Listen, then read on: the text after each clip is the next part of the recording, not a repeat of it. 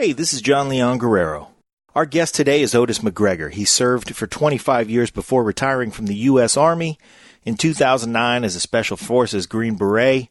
In the 10 years since, he's been in business development for several companies and started his own LTO Enterprises, through which he provides business performance coaching, business development support, and leadership training to his clients who span a variety of industries. His new book, published by our friends at Tactical 16, is called Enable Your Team's Success, and in it he talks about what it takes to be a successful leader and to build and run a successful team. He explains the concepts in engaging ways and applies those fundamentals in business, special forces, and on the rugby pitch, the latter of which makes sense once you find out he's currently head coach of the Colorado Springs Grizzlies High School Rugby Club and the Colorado All-State Varsity Rugby Team. So he's 10 years retired, and he'll still hit you like a steaming locomotive. If you like this episode, and if you like our show, please give us a nice 5-star rating on iTunes. It helps with the show's ranking, and give us a nice review. If you listen to us on YouTube, please subscribe, like it, and hit the bell to be notified whenever we publish something new. And today, please enjoy our special guest, Otis McGregor. Lions Rock Productions. This is Jay This Moore. is Greg Proops. This is Jordan Harbinger. This is Dexter from The Offspring. This is Nathan This is East. Sebastian Younger. This is Rick Marotta. This is Stuart Copeland. This is Mick Gillette. This is Andy Summers. Hey, this is Skunk Baxter. This is Gabby Reese. This is Rob Bell. Hey, this is John Leon Guerrero. Hey, and this is Pete A. Turner. Hey, this is Otis McGregor. I'm the author of the book, Enable Your Team's Success, and this is the Break It Down Show. And now, the Break It Down Show with John Leon Guerrero and Pete A. Turner. Yeah, I've got co-host with me, Chris Schafer, who's the CEO of Tactical 16, and out in the open, there's no money being exchanged. But Chris is the CEO of the book that's published, or of the company that's publishing Otis's book. But the reason why I wanted to have Chris on is, one, he's a stand-up guy. Two, he's a Green Beret. Otis is a Green Beret, and Chris knows how to get more out of Otis than I ever could, because those guys, they speak their secret language. So thank you, Chris, for sitting in with us. And Otis, thanks for taking time to sit in and talk about your book. And it sounds like it's a book on success and leadership and those kind of things. Can you just start us off by giving us a basic landscape of the book and why it's important enough for you to take all the hours it takes to write a book? Because, man, that ain't easy. Yeah, sure. And thanks for having me on the show. I really appreciate it. It's a fun opportunity to do. And yeah, my book, basically what I do is I walk through defining your own success. Start with that, your personal success, and then how do you develop your team? How do you pick your team? How do you create it? And then moving from that point of creating your team is how do you be a leader? So, and how do you make those decisions? How do you handle failures? How do you handle success and growing your team? And that's where I walk it through the book. And throughout the book, what I do is I talk about these principles and these concepts, and then I relate them back to my personal experiences, whether it's some actions and activities I experienced as a Green Beret, or business, or when I was coaching rugby, and how all these aspects sort of apply. And I think those stories help to bring out the true lessons of what the concept I'm talking about in each of the chapters. Hey, Otis. One of the things that you just said, man, just strikes a chord with me. As you know, you and I had to deal with individuals that were less than soldiers when we got a hold of them and try to make them into soldiers. And being ready for your own success, that's something you said, man, that's so key, right? I mean, we usually keep our expectations low. And then when amazing stuff happens and guys do things, superbly, like they start thinking on their own, we're just totally amazed. But you got to be ready. You can't put yourself in that situation where, you're thinking you're superior always, right? Oh yeah. And the way I like to think of it also is, if you don't know what your success looks like, you're just driving down the road, man. You don't know when you're going to get there. And, if you stay in that car analogy, you're going to run out of gas at some point, right? You're just not going to, and you're still not going to be where you need to be. So you have to know where you want to go. That's your success. So understand what success looks like for yourself. And once you start to know what it looks like for yourself, then you can start to help your team and build your team to have that same success. Hey, Pete, you've been in situations too. You've done that secret squirrel thing a little bit. And I know that's something that we've talked about before, but I just wanted to ask Otis, what's his favorite story about being downrange and being with goofy guys and trying to teach them a better way of doing things. I know there's probably a million of them, and I put you on the spot, brother, but that's always a good and same with you, Pete. I want to hear yours too, man, because I don't think I've ever asked you that question. Okay, yeah, go ahead, Otis. You go first. Yeah, okay. Man, well, what comes to mind right off, and actually Pete and I were talking about this earlier, was Bosnia with my team.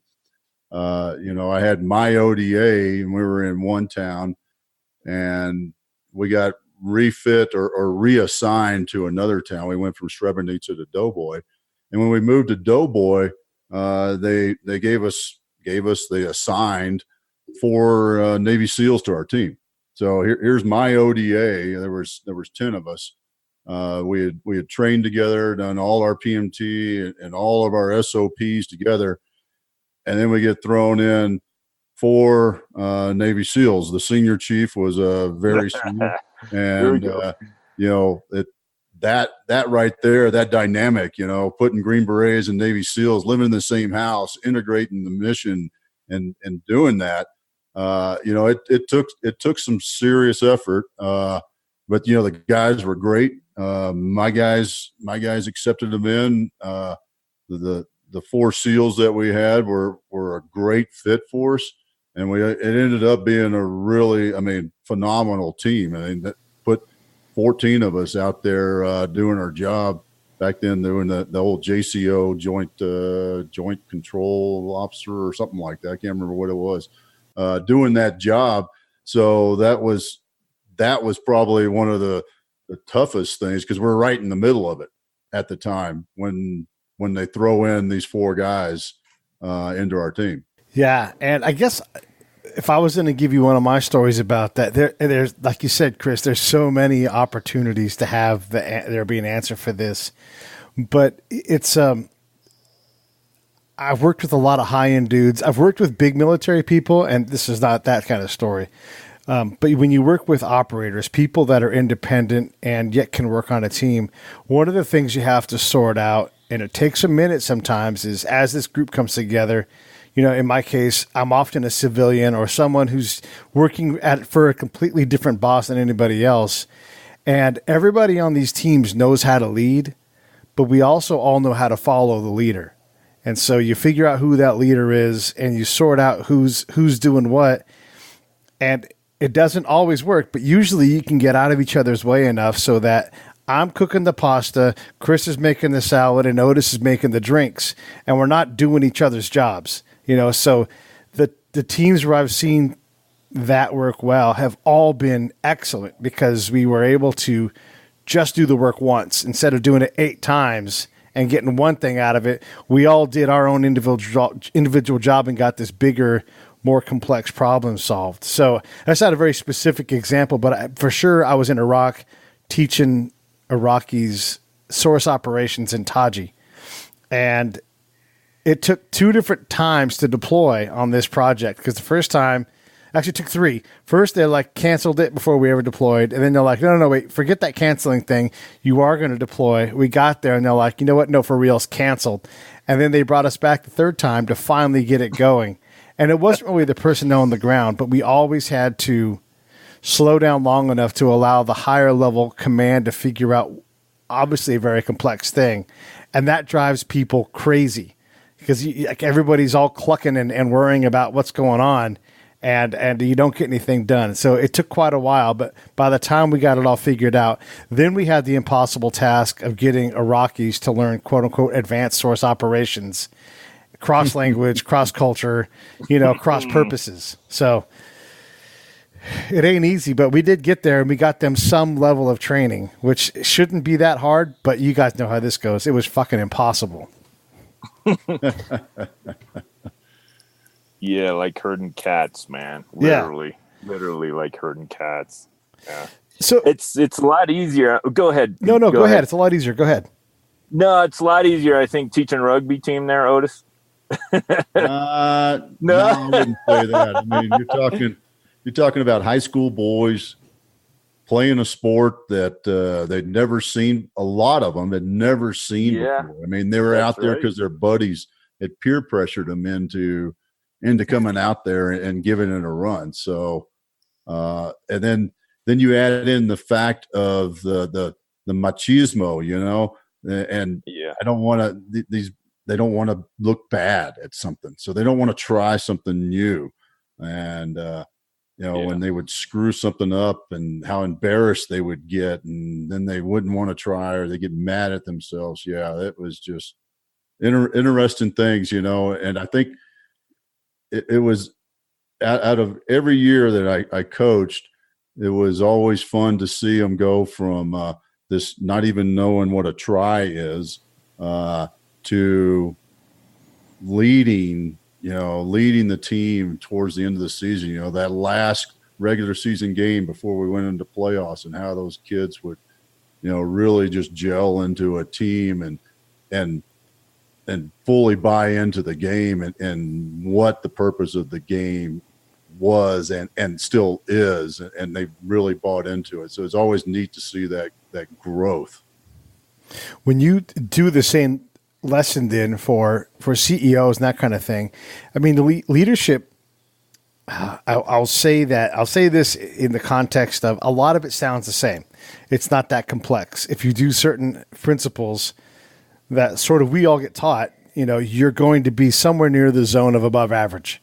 But how do you stand out in a crowded field as someone who clearly knows how to lead a team? I mean, you're an alpha. Chris, you were an alpha as well, right? Yeah, I was a warrant. Yep.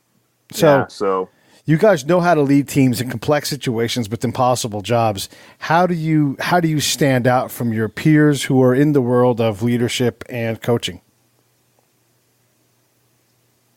Well, I mean, one of the things is our background and experience. I'd say that's probably one of the biggest things is everything we learned while we're in the Army, both big Army and Special Forces, and how to handle the cream of the crop and how to get the best out of the best people.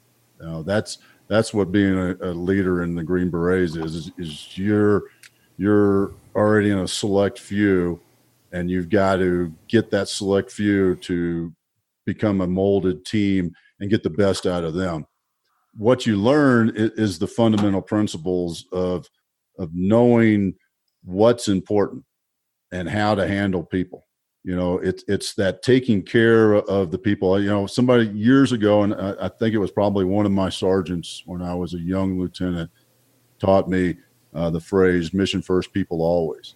And you know, that was one of the things. That was always my mantra. That everything I did, I always thought of that. You know, the Ranger School. You know, it's always the complete the mission. But I always kept that mindset of mission first, people always. And if you do that, if you take care of your people, you give them the opportunity to succeed at their job, what you hired them for, you know, to put it in the business sense. Why I hired Chris is because Chris is an expert in, I don't know, whatever Chris is an expert in. The stuff that Chris does, right? Right? Publishing books. That's why I hired Chris, right?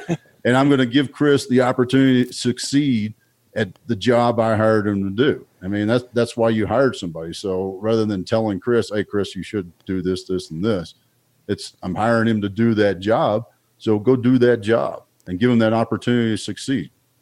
I know from my own work overseas in really complex environments, one of the hardest things was to accept, one, to hammer my ego back into the cage so it quit fucking me up.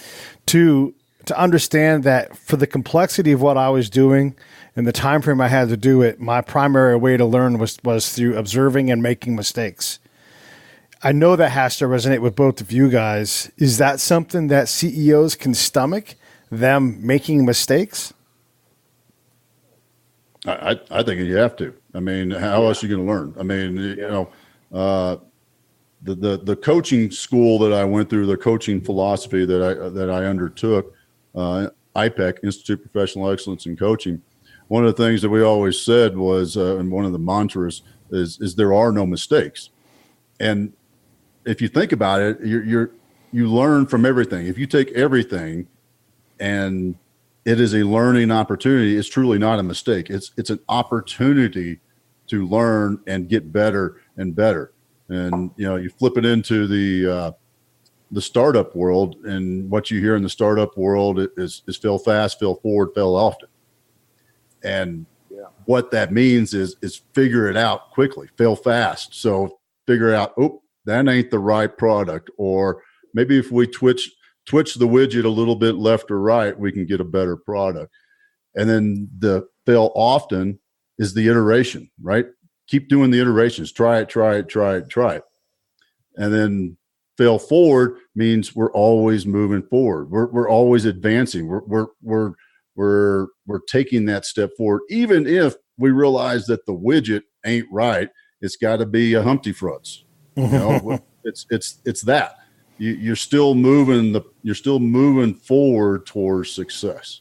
And if you don't allow people to fail and learn from those failures and improve themselves, then they're not going to ever challenge themselves. They're going to be afraid to fail. That simple concept that we always hear in the military is improve your foxhole. We were just talking about that earlier today, Pete. Yep, we sure were. It's a hole in the ground, it's to protect you.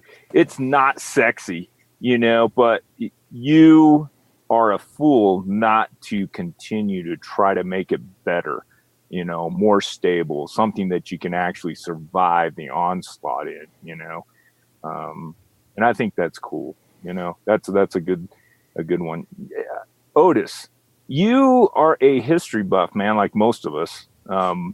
We're always reading cool books. You and I were talking about that, some books today too, Pete. So, and we learn from our heroes through history.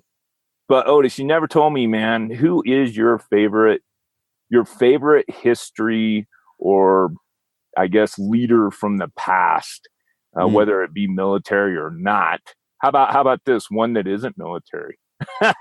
Wow, that's tough. That's a tough one, right? Okay, dude. so how about just one from the military? Well, I can throw out Napoleon Hill. Oh yeah. Napoleon Hill and those guys. He has some great concepts that I really love. The whole idea of the mastermind, and getting like-minded people together, because that actually, to me, that goes back to the team concept, right? So why do we have a team?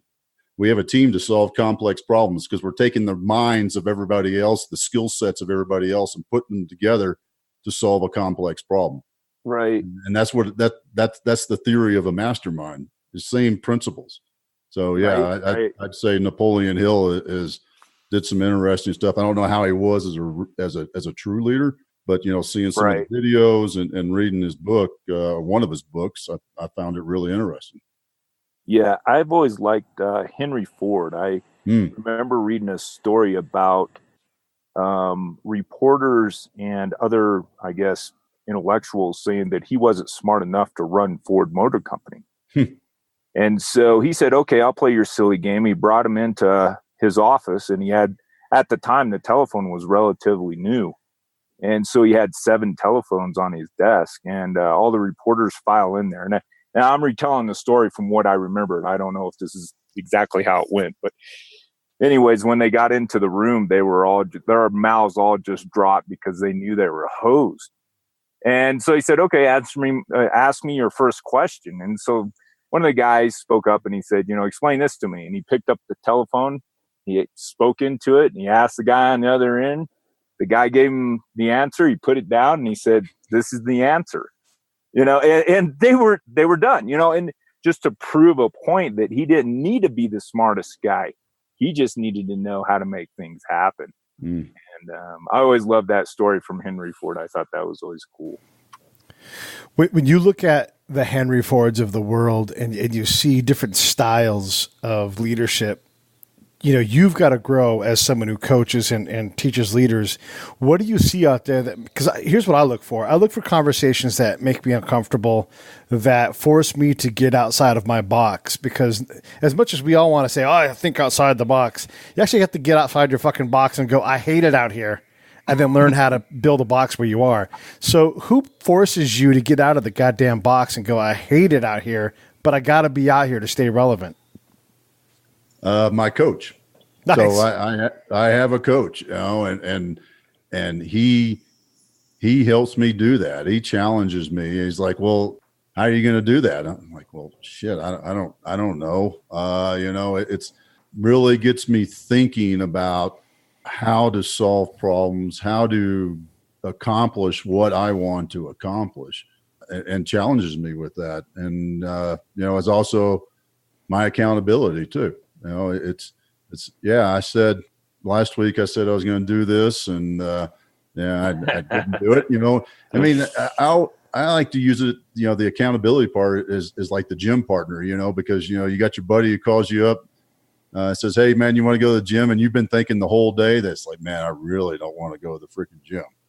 I hope he doesn't call, man. I hope he's sick because I just don't feel like it today. But when your buddy calls you up, says, "Hey man, you want to go to the gym?" You're like, "Yeah, okay." And that's what an accountability partner helps you do. It helps you do those things that you say you're going to do. Yeah. Hey man, you said you're going to put together your 3 goals, the 3 top things that you want to accomplish this quarter. Like, I said I was going to do that. So now I don't want to, fail my buddy. It kind of goes back to that old adage of like when Chris and I were back on the teams, you never let the guy to your left or right down. That's why you work so hard, because you don't want to let that guy down. And I think an accountability partner helps you really come to that and succeed, pushes you. Yeah. So how do you push your kids though, without getting them aggravated? I mean, I've got 3 kids. One's a millennial, which I'm thankful that he's not like most millennials. And there's a lot of stuff that goes on with that. But how do you push your kids without breaking them? Because we're all 3 of us are such alphas, man. I mean, it's easy for us to just grind on without ceasing, and then look to our left and right and go, how come you're not keeping up? What's wrong? What's your major malfunction? You almost got to stop and say, wait a minute, that's so, I mean, but that's a whole different style of stuff, man. When you start thinking about your family, man, I mean, I struggle with that. So what about you guys? Otis, what do you do, man? I thought you were going to go, Pete. Oh, shit. Okay. I'll go Otis, first. You got to think about it. No, I'll tell you what. So I try to get out of my box. I try to consume people's products that force me to deal with that whole thing. Chris, you're right. Like, if you're an alpha and if you're willing to outwork a problem, and if you'll be goddamned if you're going to be goddamned, sometimes you've got to refocus your energy as much as you don't like that thing, whatever that thing is. So there's a guy named Brian Solis. I'm going to have him on the show, and he's a tech guy, and he looked into the phone and, from a science level and a research level, what it's doing to productivity, what it's doing to life balance and all these things. And, he's sort of my coach in terms of how long do I work on a given task? Because I can grind on. I can sit in my chair for 8 hours, and that's not necessarily good for the greater Pete, whether it's the project or not. Sometimes you gotta hunker down and nug it out and get it done. But how many times is that actually true? Where you might get up and be a lot more productive by going for a walk, clearing your brain. I mean, I don't know about you guys, but I can't tell you how many times I've slowed down, taken a nap, and woken up with the answer, or gone and taken a shower, or gone for a long walk and talked it out. As a spy, I'm always talking. I'm always working on conversation streams. And so I would talk out loud to hear these conversations, to understand what they were. So if I want to be a better me, I've got to mix all these disciplines in together. And and enjoy life and engage with my family, and the ones that I care about, and truly be present. And so, shit, man, that's what I do is I try to find someone like Brian who can get in front of me on that and force me to realize that I can get a little too sharp, a little too, a little closer to soft focus than laser focus. And I know you guys can empathize with that because you tell me to focus on something, I got that shit. I can see it. But sometimes the soft focus is the right answer. Yeah. I mean, the growing part and going back to the kids, I think that's where the art of leadership and parenting come together too. It is. This episode of the Break It Down Show is brought to you by Lions Rock Productions. That's us. We publish, evaluate, and develop podcasts just like this one, consult others to build their own, and create associated content and content marketing strategies. So if you're launching or expanding your social media presence, your business or your personal brand, or if you just want to take your media presence to the next level, reach out to us on Twitter at Pete A. Turner or at JohnLG69 at the Break It Down Show. There's 1,000 ways to get a hold of us. Now enjoy the show. Of leadership and parenting come together too. It is, you can't be the drill sergeant in your house. My wife's told me that many times. Right. It just doesn't work that way. The kids don't understand it. So how do you, and this worked the same way on, teaching the high school boys. You watch them. Are they getting it? You can kind of see that twinkle in their eye start to fade. And it's like, okay, time out, switch over here, right? We're going to focus on this. Or, how do you teach your kids the values of what's important? Number one, it's demonstrating by your actions, right? And then helping them to realize that by when they miss those things that are important, they don't get ice cream, right? Or like that one commercial, you don't get sprinkles with your ice cream because that's for winners, right? So it's that sort of thing and understanding what works for them. I got one of my kids. Shoot, we used to tell him, well, you either clean your room or you sit on your bed for the rest of the day. And guess what he would do? He'd sit on his bed for the rest of the day. Like, fine, I ain't cleaning my room. I'm just going to sit on my bed. I'll just sit here. Okay. And yep, a test of wills. But he turned out all right. He ain't done anything wrong yet. At least too bad. Yeah. What about you, Chris? You asked that hard ass question. Let's hear. I know, man. Well, it's something that I try to. They're all different. I mean, my kids are spread out so far, but so my oldest, I could just be really blunt and use blunt force with him. That's the only thing he understood.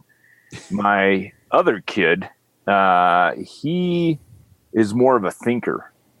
And he can ponder stuff, and he's very inquisitive about things. So, I have to approach him a little bit different. And then my daughter, I mean, I'm still lost in trying to figure that out. That's why I look towards my wife and it's like, you gotta help me with this because I don't understand. And I think as and the deal. I mean, like you're saying, Pete and Otis, the deal. I mean, you've got to seek good counsel when it's there, man, because you can't be the smartest guy in the room all the time. You'll just look like a damn fool sooner or later, I think that's a huge part of it right there. Is just admitting that you're not the smartest guy in the room. I mean, if you're the smartest guy in the room, you're in the wrong damn room, right? Yeah, seriously. Yeah. Learning to shut up too, especially for CEOs. That the times when I've done that kind of work, getting them to get off their talking points long enough to hear what the brilliant people that they work so hard to hire, getting those people to contribute their brilliance it's scary. You must have something to add to that, Otis. I mean, just getting those guys to take their hands off the reins and let those horses run and let them take them somewhere they couldn't have gotten to themselves. Yeah, and that's the trust. They have to have that trust, and that's part of being a leader too, because trust goes both ways, right? I mean, I have to trust that you can do your job, the job that I hired you to do, and give you the opportunity to it. And then you have to trust that I am giving you the tools and the environment and the space to succeed. You know, it's a two-way street. And, you know, a lot of people holding the position tend to be managers and not good leaders. And really, you know, when you're managing and not leading, you're getting down in the do it this way, do it that way sort of space. When you're leading, you're saying, hey, go get this done and get it done in this direction sort of thing in this time. And you're giving them the space to figure out how to do it. And, you know, that to me is such a fundamental difference that can get lost. And when you tell your team, this is how I want it done, this, you know, you give them steps 1 through 10, and you don't give them the opportunities to figure out even steps 5 and 6 out of 1 through 10. You don't give them that opportunity, then they're not going to grow. And then what you develop is a team that sits around and waits for you to tell them what to do. They don't solve problems on their own because they're afraid they're not going to follow the process that you told them they had to follow, because there's only one way to do this. And that's the way I just told you how to do it. And that's that right there. You lose innovation in your team. You lose your team's desire to move forward on their own and build their own self. Because they'll literally sit around and wait for you to tell them how to do it. And it's frustrating to see that, boy. Yeah, and they, you know, that I've seen that too. Well, we've seen it in the military and the regular Army, where, you know, that fresh lieutenant comes up there and he's trying to dictate things, you know, or whatever. Yeah, sometimes captains, you know, stuff like that. But yeah, and then even NCOs, you know, are just like, okay, you know, and privates will just sit around and let the guy basically hang his own neck because they won't do anything until they're told to do it. Yep. And then they'll do it exactly the way they were told to, knowing that it's going to mess things up, you know, and just because they don't, you know, they're resentful and they just want that guy to fail, basically. Because you're right. They don't have any autonomy to do anything. So they build that resentment, you know.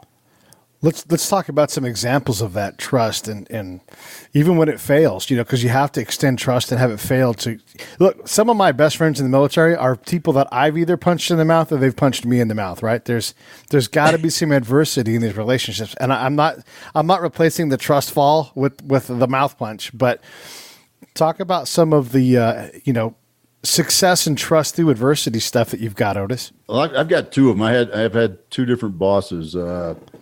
One of them when I was a fairly senior captain. I was a staff officer back in the 10th group, and I was the plans officer for the battalion, and he was the S3, the operations officer. And I remember it was an exercise, and I put together my team and I had put together this plan, and we'd gone through the course of action development and presented all this and presented our solutions. Here's our recommended course of action. And the major, he looked at me and said, "No, that's not the way we're going to do it." And I said, "Well, sir, this is the best course of action." He said, "No, that's not the way we're going to do it." I said, "Well, sir, look, here's the facts. This is the best course of action. This is the way it should happen. This is the way the team should, you know, we should use the teams to get this and accomplish the mission." And he said, "No." And I said, "Well, sir, he said, sit down, shut the fuck up." And you know what? That was a great lesson. And what was great about it was he respected me for believing in what I believed in and believing what that was the right way that I thought. And just told me, "Okay, that's enough. Sit down." There was no grudge. It was literally just sit down, shut the fuck up. I sat down, shut the fuck up, and we moved on. I mean, you know, because I worked with a couple of bosses that if I'd done that and we'd had that relation, man, he would still to this day be be pissed off at me for that. But this guy, Kent Bolster is his name.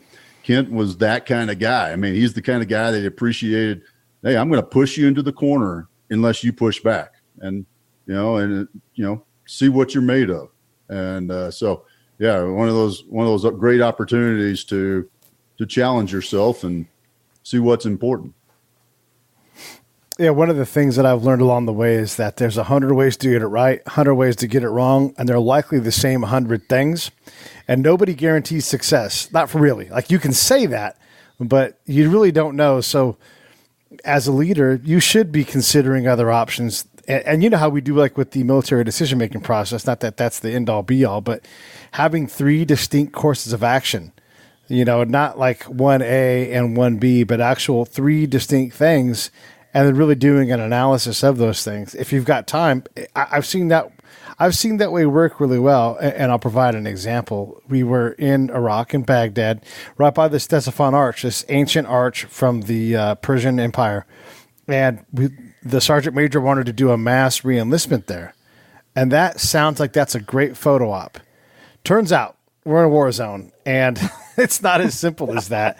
And what we considered in our risk analysis, and one of the biggest things, because one thing we didn't know was how the Iraqis felt about their Persian monument, and then if a bunch of Americans went around it, would they get upset? And worse off, if we had a bunch of helicopters fly in and that thing crumbled to the ground because it is as fragile as can be, was that worth the re-enlistment thing? And everybody knew in that instant, no. Because that thing was falling apart. It's falling apart every second of the day because it's just an old clay arch.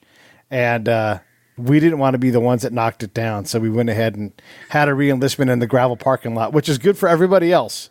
So it was good enough for us. But what a great decision-making process.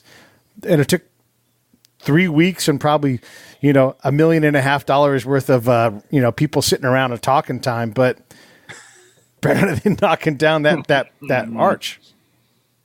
Yeah, that would have been pretty spectacular and made the news in an international incident, and then a unit would have been going home. Totally. Hey, Otis, you just got back from Florida, man. Tell us a bit about that trip, bro. I gotta get down there. I know I'm such a newbie. I've been so damn busy. Anyways, I can make a million excuses. Coach, man. Only you knew one. Yeah, I was down at Suffolk last week, Special Operations Forces Industrial Conference, man, and it's a great show. I don't go to any of the presentations anymore because they don't change that much. Plus, it's not really where my business is focused. I'm focused more on the people that are there. And one of the great things about Suffolk is all the people that are there. There's a group of my buddies that I went through the Q course with that it's over the last 5-6 years now, it's become a tradition that on Monday night at the Global Soft Foundation reception, we all get together and take a picture. I mean, it's kind of cool that we've all stayed in touch after all these years, and to see a lot of gray and a little bit more of us than there were during the Q course, of course. But yeah, to stay in touch with those guys and just see, other guys that you served with over the years. And, it's a little bit of a reunion. I always tell people it's a 50-50, for me, it's a business, but really I'm going down there because of the people. That's why I'm going down there. Yeah, they usually have some pretty big people out there. I remember one year we were doing a demonstration for the dive. I was the dive guy that was doing a demonstration down there, but golly, man, the people that come down there is incredible. And the units, well, not the units, but just the organizations themselves are just so cutting edge. I remember Ross Perot was at one year. I can't remember, but was it Ross Perot? Yeah, anyways, but yeah. So usually there's some pretty big people out there. Was there anybody out there this year? Do you remember, Otis? I mean, other than the SOCOM commander, the service commanders are there. Fran Beaudet, the the current USASOC commander. He and I served together back at Group. So, I got to catch up with him.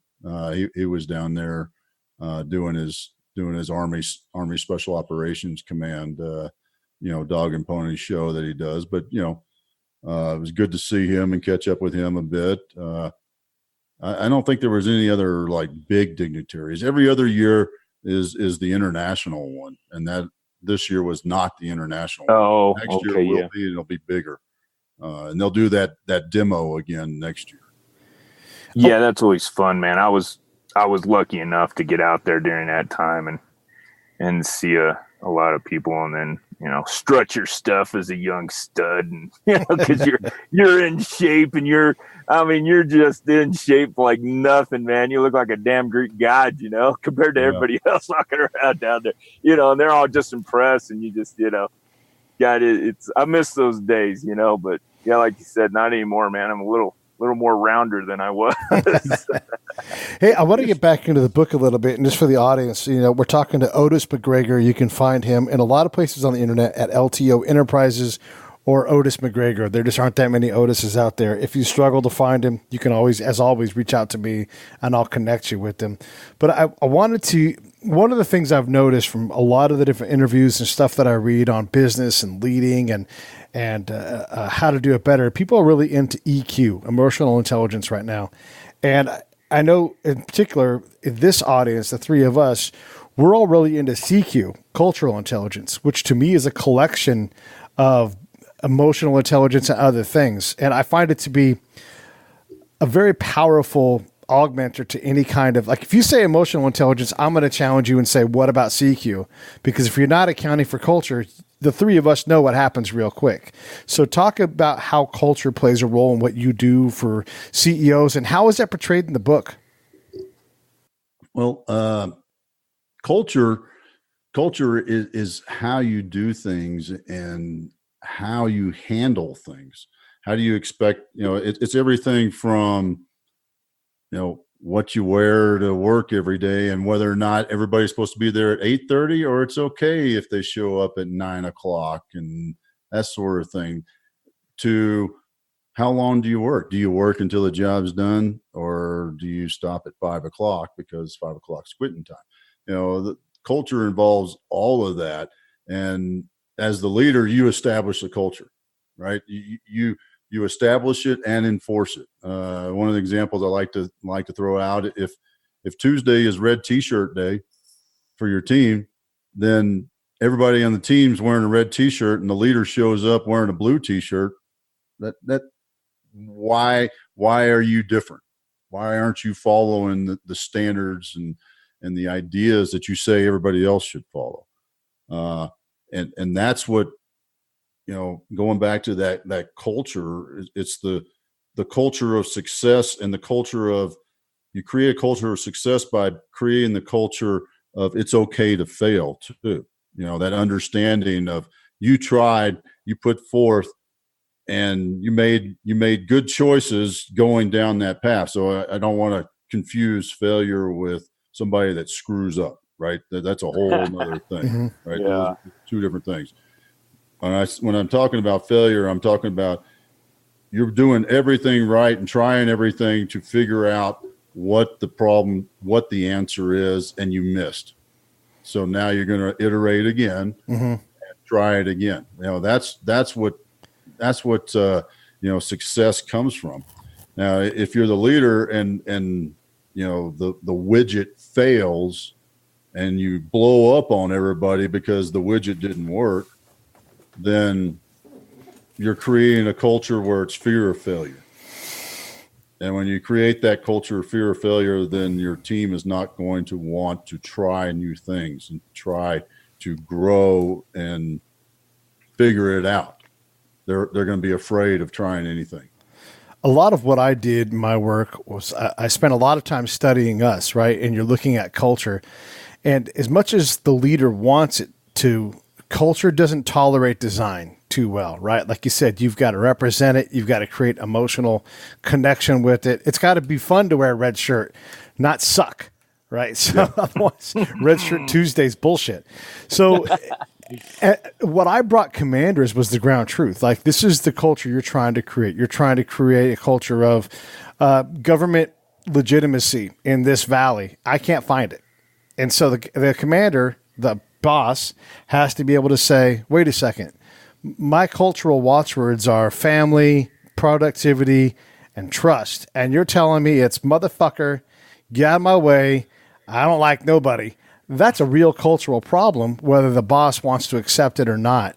Do you find that it's a rare thing that a boss has that ability to check their actual culture? Because it's hard to do internally. You know, it's hard. It's hard for a battalion commander to get the truth culturally about what's going on. You might ask that one cook who's honest, but, you know, it's really tough. What do you think about that?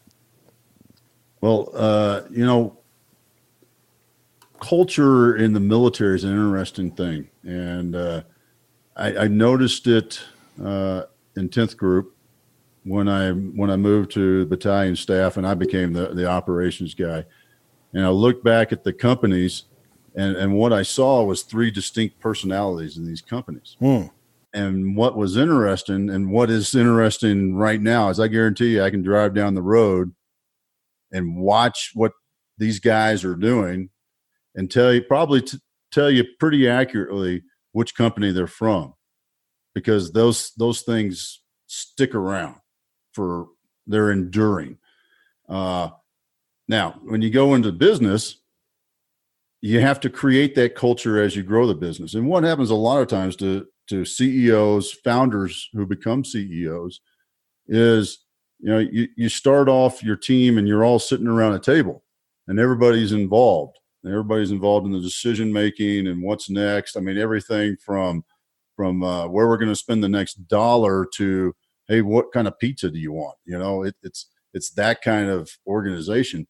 To now you're growing and you don't fit around the table, and then all of a sudden, not only do you not fit around the table, but you don't have time to sit around the table because there's so many things going on, and you start to forget about what it was like to be that small organization, and you can lose. Not only can you lose your top talent because now they're no longer feeling value added to your team, but you can also lose the culture you thought you had in your organization, and that team no longer has that coherence of let's figure it out. Let's all work together and solve the problem, because now we're all going in 100 different directions because we've grown so much and we're so busy that we don't take time to interact. And what happens next as your business continues to grow is you create stovepipes in each of your organizations. As these organizations grow, you know, whether it's a stovepipe for ops and HR and in that sort of sense, and then your supply team, you know, all those sort of things, that they'll start to figure it out on their own and no longer work with each other. And that becomes a huge issue. And you lose that, you know, going back to the team, right? Why do we have a team? To solve complex problems. Now I've created 4 or 5 different teams in an organization that is supposed to have one focus, that they're all solving the problems themselves and not cross-talking each other to solve the problem. Boy, Chris, that sounds a lot like your work and stuff straight out of your book.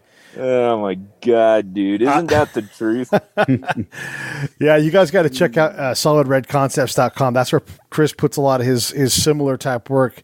I'm going to shut up and let you expand on what Otis just said, because I know you have things to say. Oh my God, man. My mind was churning as Otis is going over this at you know, I mean, he's hitting it at that high level, and you're right. What I hate worst about the thing with the culture that gets lost and they start doing their own thing and they start stovepiping, is that they start doing each other's work. And, you know, that creates chaos in itself, because now you got 2 different people trying to do the same thing, thinking they're well intended, but they have lost their way, and now they're starting to do work that somebody else is better suited for. And it's because that other guy sucks. Mm-hmm. You know, those guys suck, or those guys suck. Those Navy SEALs are turds, or, those Green Berets are idiots, or, those Rangers are just, they just break stuff, and I can do that job better than they can, whether it be the, finance guys or marketing or whatever, it just starts to be this quagmire of rework and trying to redirect, and it's nuts. But that culture thing, Otis, you've seen it. We've seen it in different countries. And it's hard to work with people sometimes that don't align with our own views of how we work and what our time frames are and stuff like that. I mean, Americans, we have a set way of doing things. And you're 10th group, so you were in a lot of European countries, right, Otis? Yeah, I mean, yeah. That's different from us at third group, because we had Africa, and then obviously we planted the flag in Afghanistan. And we started doing the CAS states. But man, if you go from one part of the world to the next, it's completely different. It's night and day, And I'm sure you can elaborate on that about, being in Europe and working in some of those cultures and just going, what? Oh yeah. Yeah. Well, one of the things that, and I can't put a finger on, I can't say that I learned this in the Q course or my mom taught me it or what, but it's that learning to accept people as they are, and knowing that it's okay that they're different and they see things differently, and therefore they're going to do it differently. As long as these, going back to success, you define that success, and we're going to get that success, that achieve that objective. I don't care how you get there, man, as long as it's, morally right, of course. Right. So understanding that they come from a different background and different perspective, different understanding, it's okay, and letting them learn to do it. And I think that's, you hit on something that's kind of a pet peeve of mine. And it's okay to let them do it their way, culturally their way, as long as, within the laws of, Lawrence Arabia, right? Yeah. I mean, that's exactly what comes to mind, and principles that are just, they still resonate today, man, but people don't get it sometimes. Yeah, that's the thing that I like to try to teach commanders and that kind of thing is that if we can accomplish our goal through their cultural paths, their norms, isn't that always preferential? Like, whatever's normal for them, and I still get to accomplish it, that's ideal. I don't have to reinvent something, convince them to come onto my reinvented thing. It's just it's a cultural dexterity that is not common, and it's certainly not present if you're just talking about emotional intelligence. My emotional intelligence is so high, I can tell partner that you are upset with me, but we're still going to do this my way. Like that's, it just doesn't work that way. I just have one more big question here for you, Otis, and then I'll let Chris ask whatever he wants before we close out. But just in general, when you see a CEO as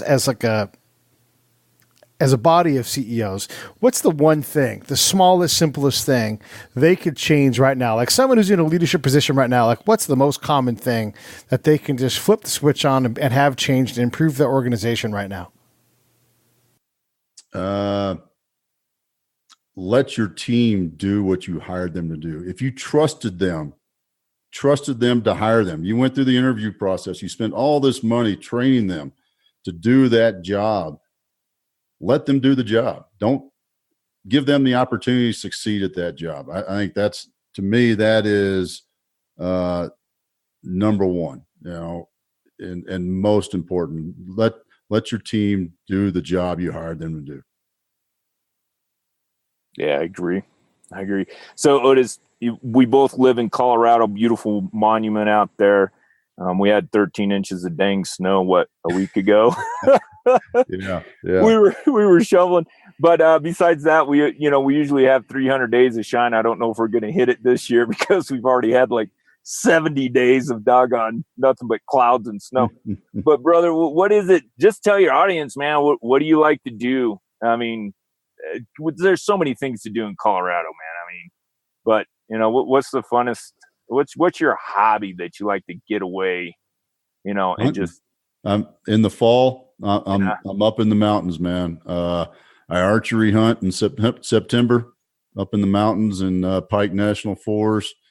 And in October, I go elk hunting out by Gunnison, Colorado. And, you know, I think that's probably even better because, you know, it's camping at 10,000 feet, having a man fire every night with a sip of whiskey and, you know, chasing down, you know, some of them big old elk and trying to fill the freezer up for the winter. Yeah, absolutely. That sounds awesome. I want to go hang out at your house. Come on, come on, join the retired military hunting club. I'm going to go ahead in the field. I'm going to talk to the elk and see if I can convince him just to give up. Oh, there you go. And you can just neck cut him. Coming great. That's one of the first things I did. I told my wife I was going to buy me a nice rifle for myself as a retirement party to myself, and I bought a nice Zeiss scope and put it on top of a Sauer 101 rifle, and I really enjoy shooting that thing. I don't particularly like to go practice with that 300 because it just kicks like a dang mule.